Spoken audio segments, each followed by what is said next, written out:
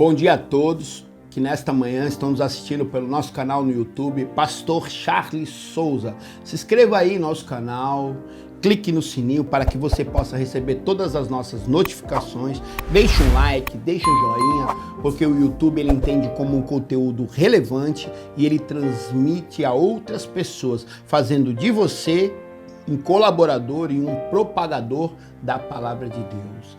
E nesta manhã eu saudo a todos com a paz do Senhor Jesus, você meu amigo, você minha amiga. Nós estamos nessa série Quem é Jesus? Venha viajar conosco todos os dias às 6 horas da manhã. Deus vai falar contigo através dessa série sobre a vida de Jesus, né? E eu quero compartilhar contigo a palavra que Deus colocou em meu coração, que se encontra no livro de Marcos, capítulo de número 6, do verso 38 ao 44, que diz assim: Mas Jesus lhe indaga: quantos pães tendes? Ide verificar. E tendo-lhes informado, comunicaram 5 pães e 2 peixinhos. Então Jesus determinou que fizesse com que todo o povo se acomodasse em grupos, reclinando sobre a relva verde do campo. E assim o fizeram, assentando-se em grupos de 100 em 100 e de 50 em 50. E, tomando ele os 5 pães e os 2 peixes, elevou os olhos ao céu, rendeu graças e partiu os pães. A seguir, os entregou aos seus discípulos para que os servissem ao povo. Da mesma maneira, repartiu os 2 peixes entre toda a multidão ali reunida. Todas as pessoas comeram à vontade e ficaram satisfeitas. Os discípulos ainda recolheram 12 cestos, repletos de pedaços de pão e de peixe, e foram alimentados ali 5.000 homens naquele dia. Imagine eu e você, meu amigo, minha amiga, vendo uma cena dessa. Eu acredito e creio que todos os apóstolos ali, todos os discípulos, todas as pessoas que estavam reunidas devem ter ficado atônitas em meio ao grande poder de Jesus. Vendo toda aquela cena, vendo todo aquele contexto, vendo tudo ali que Jesus fez, aquele milagre, aquela multiplicação com apenas 5 pães, com 2 peixes, ele multiplicou para grupos de 100, grupos de 50. Então imagine, grande poder. As pessoas devem ter falado: quem é este homem que com grande poder tem esta capacidade? As pessoas ficam espantadas vendo um milagre, tamanho qual. Então, querido, muitas vezes eu e você lutamos a vida inteira para fazer aquilo que Jesus fez, mas nós queremos que Jesus faça aquilo que eu e você temos que fazer. E eu faço uma pergunta para você, para mim, todos os dias, é uma pergunta que eu faço todos os dias. Todas as situações que me acontecem em minha vida, eu tento me colocar no lugar de Jesus. Eu pergunto assim: o que Jesus faria no meu lugar? Eu faço essa pergunta todos os dias na igreja. Quando eu me deparo com situações adversas, com situações difíceis na minha vida, quando eu me interrogo pessoalmente, eu falo assim: o que Jesus faria? Charles Sheldon, ele escreve um livro que ele diz assim: o que Jesus faria nos meus passos? O que Jesus faria? O que Jesus pensaria? O que Jesus faria? Se fosse Jesus pregando aqui no meu lugar, o que Jesus falaria? Como Jesus pensaria? É o que eu mais me interrogo todos os dias. É o que eu mais me questiono. Paulo vai dizer assim: sede meus imitadores, assim como eu sou de Cristo. Será que a vida que você está levando aí seria o que Jesus faria se fosse você? Será o que você vem fazendo é o que Jesus faria no seu lugar? Como você lidar com o seu casamento é o que Jesus faria no seu lugar? Como você lidar com seus pais é da mesma forma que Jesus trataria os pais dele? Como você lidar com os seus irmãos é a mesma forma que Jesus trataria também os seus irmãos? Como você trata os seus filhos é da mesma forma como Jesus trataria se ele tivesse filhos? Os seus amigos é a mesma forma que Jesus trataria os seus próprios amigos? Porque muitas vezes eu quero agir pela minha vontade, sabe? Nós temos desejos, nós temos sentimentos, nós temos emoções. Muitas vezes eu também sinto nervoso, eu tenho raiva, eu fico triste, muitas vezes eu me abato. Eu tenho emoções, sou ser humano. Mas em todos os meus argumentos, em todas as minhas sentimentos, emoções, em todas as minhas raivas, alegrias, tristezas, eu sempre me faço essa pergunta, sabe? Você que está me assistindo, o que Jesus faria no meu lugar? Porque muitas pessoas querem fazer o que Jesus faria. Os poderes, os milagres. E passam a vida toda tentando fazer aquilo que Jesus faria. Mas ninguém quer fazer o que deve ser feito. Querem que Jesus faça por você. E tem coisas que é eu e você que tem que fazer. Quando Jesus se depara com o sepulcro de Lázaro, ele fala para os homens, tire a pedra. Jesus não está ali para arrastar uma pedra. Não, isso é coisa para o homem fazer. Jesus está ali para ressuscitar, para algo que o homem não pode fazer. Então, tem coisas que é para você fazer, que você deve se levantar e tomar uma atitude. E tem coisas que é para Jesus fazer, que também não compete a mim e a você que está me assistindo. E é exatamente isso que eu quero te falar nesta manhã. Porque muitas vezes eu quero tomar atitudes precipitadas. Muitas vezes eu quero tomar atitudes impulsivas. E o freio que Deus colocou na minha vida é Jesus. Toda vez que a minha carne, os meus sentimentos querem falar mais alto, eu tenho um freio, sabe? Um freio de mão do carro, que é um freio de emergência, que tu puxa, o carro trava. Então, é esta pergunta na minha mente. O que Jesus faria? O que Jesus pensaria no meu lugar? Qual é a atitude que Jesus tomaria sendo o pastor Charles? Eu sou casado, eu tenho filhos. Eu passo a mesma coisa que você. Mas o que vai mudar todas as coisas é a maneira como eu passo a reagir. Como Jesus reagiria? Eu vou te dar um exemplo de uma cena. A Bíblia vai falar que uma mulher é pega em adultério. A lei de Moisés manda que tenha que apedrejar essa mulher até a morte. Ela está condenada à morte, ela foi pega. A lei diz que tem que matar. As pessoas levam esta mulher até onde Jesus está. Jesus está reclinado, desenhando sobre a terra, com uma vareta. E aí, as pessoas estão perguntando e indagando ele. E aí, Jesus, o que tu fala que nós devemos fazer? A lei de Moisés manda que nós apedrejamos. Está todo mundo com a pedra, esperando uma resposta dele. Talvez eu imagino Pedro sendo impulsivo, assim como eu fui durante a minha vida inteira, já pegando um paralelepípedo para atacar na pedra. E aí, Jesus? Mas Jesus está ali, ó, calmamente. Ele é equilibrado. A calma de Jesus, o equilíbrio de Jesus desestabiliza quem quer desestabilizar ele. Eu vou contar uma cena para vocês. Quando a minha mulher estava gestante, eu vinha dirigindo o carro pela praia e ao lado tem uma faixa que é de moto. E eu, por falta de atenção minha, eu acabei fechando o motociclista, sem querer.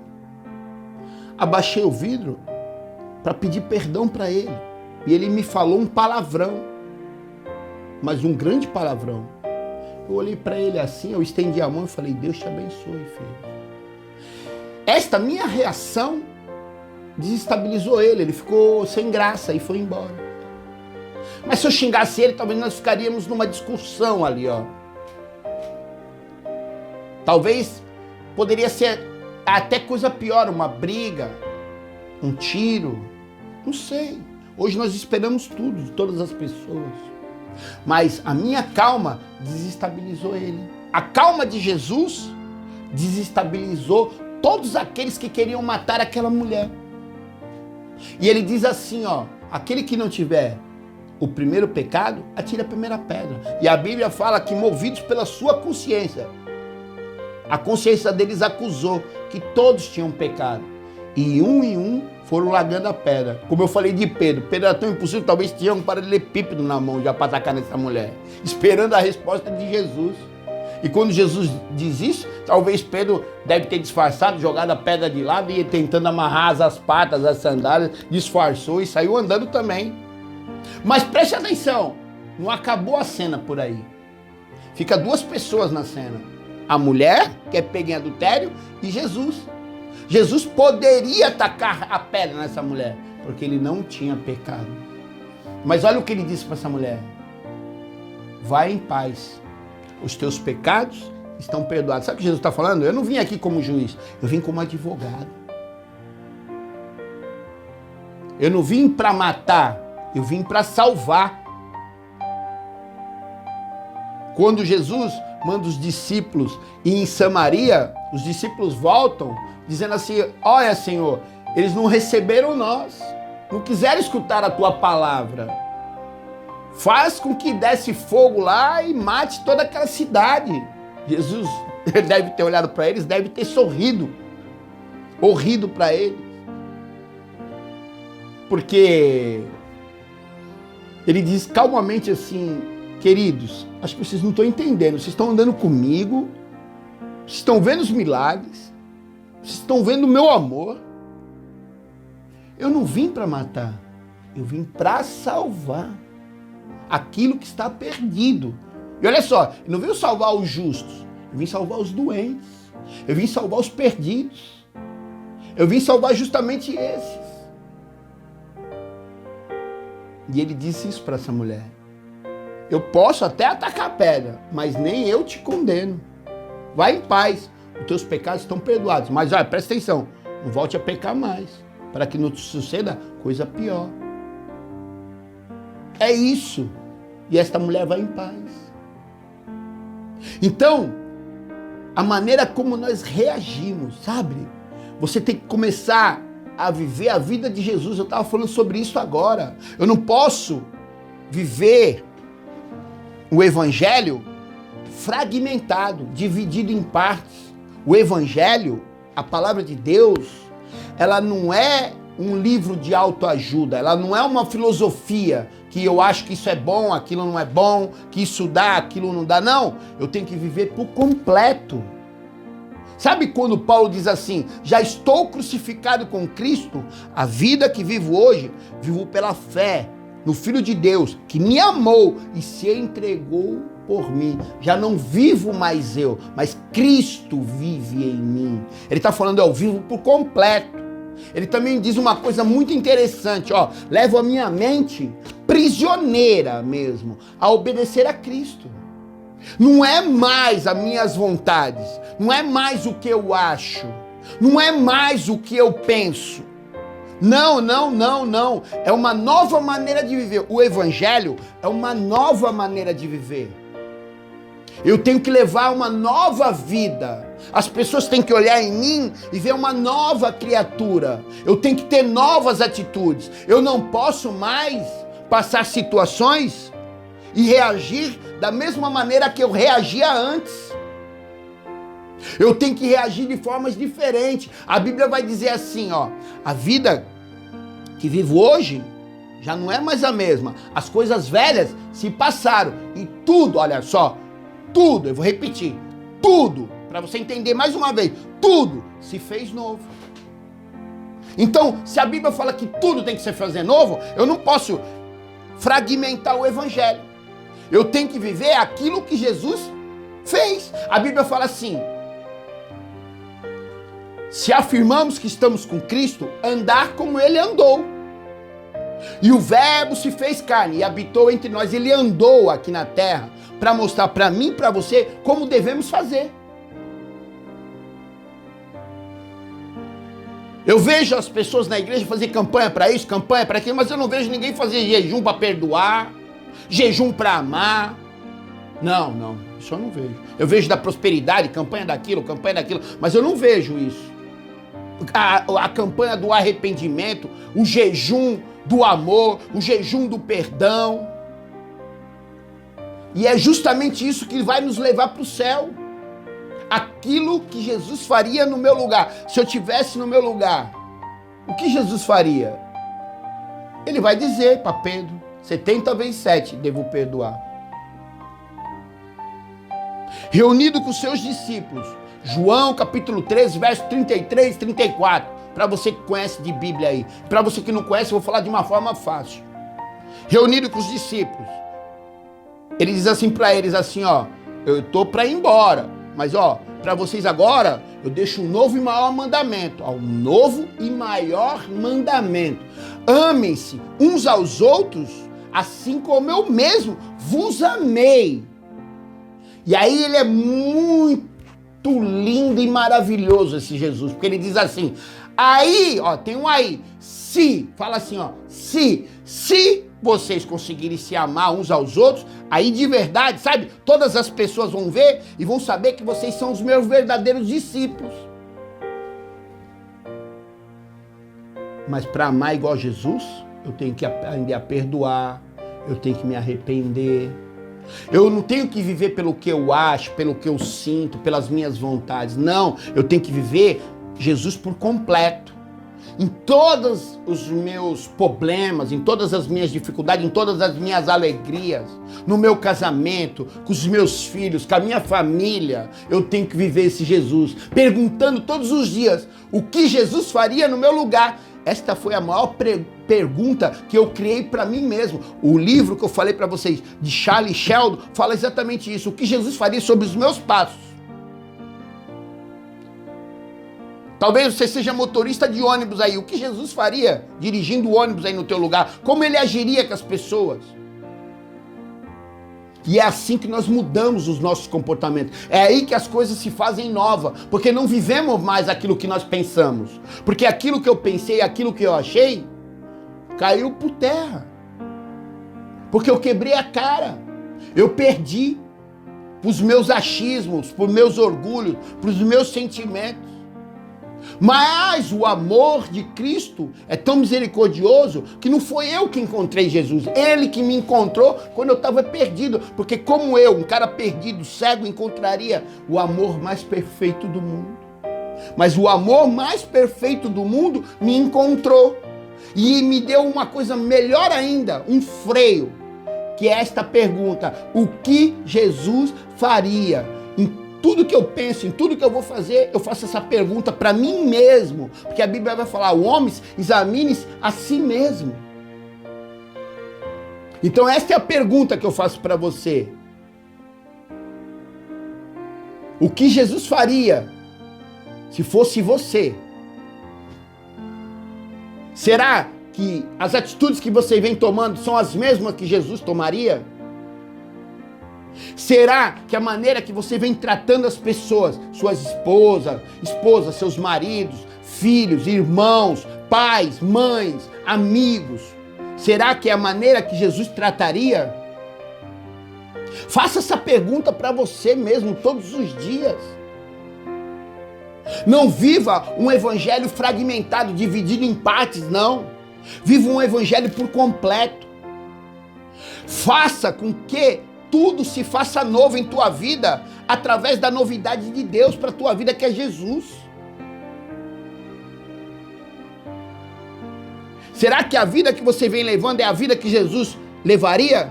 Faça essa pergunta todos os dias para você. E aí você vai ver o milagre de Deus acontecer na tua vida, através do poder de Jesus. E esta é a palavra que eu deixo para você nesta manhã, para que você reflita o que Jesus faria se fosse eu.